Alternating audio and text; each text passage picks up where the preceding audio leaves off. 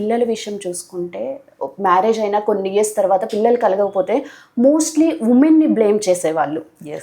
But ఇప్పుడు awareness వచ్చింది, మెన్లో కూడా ఫెర్టిలిటీ ఇష్యూస్ ఉన్నాయి అని తెలుసుకుంటున్నారు, అప్రోచ్ అవుతున్నారు ఫెర్టిలిటీ సెంటర్స్ని. సో అసలు ఉమెన్ ఫెర్టిలిటీ ఎవాల్యుయేషన్ అంటే ఏంటి?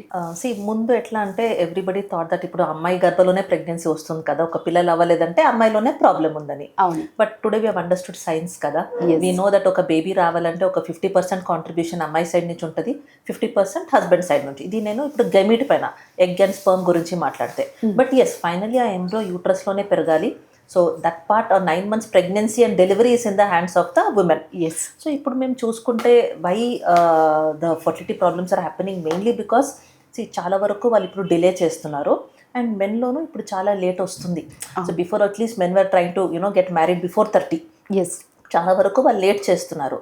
So because of this fertility problems are increasing even in men today. So if you look at ఇప్పుడు ప్రాబ్లమ్స్, ఇప్పుడు మేము 100% ఇప్పుడు డివైడ్ చేసుకుంటే 30% ప్యూర్ ఉమెన్లో ఉంటుంది ప్రాబ్లమ్స్, 30% ప్యూర్ మెన్లో ఉంటుంది, అండ్ ఒక 30%లో కంబైన్డ్ ఫ్యాక్టర్స్ ఉంటుంది. అమ్మాయిలోనూ కొన్ని ఫ్యాక్టర్స్ ఉంటుంది, అబ్బాయిలో కొన్ని ఫ్యాక్టర్స్ ఉంటుంది. Because of which they are facing a lot of fertility issues. And we are seeing ఇప్పుడు ఈ లాస్ట్ 20 yearsలో we are seen a lot of increase in male fertility. So we tell them that you have to come down for an evaluation. Because వేరే medical conditions మీరు చూస్తే ఏదో ఒక symptom వస్తుంది, దగ్గు వస్తుంది, జ్వరం వస్తుంది, సో అట్లా వాళ్ళు అప్రోచ్ అవుతారు డాక్టర్కి. బట్ ఫర్టిలిటీ ప్రాబ్లమ్స్లో సిమ్టమ్స్ లేదు, జస్ట్ వాళ్ళకి ఒక్కటే, వాళ్ళు ట్రై చేస్తున్నారు, పిల్లలు అవ్వట్లేదు.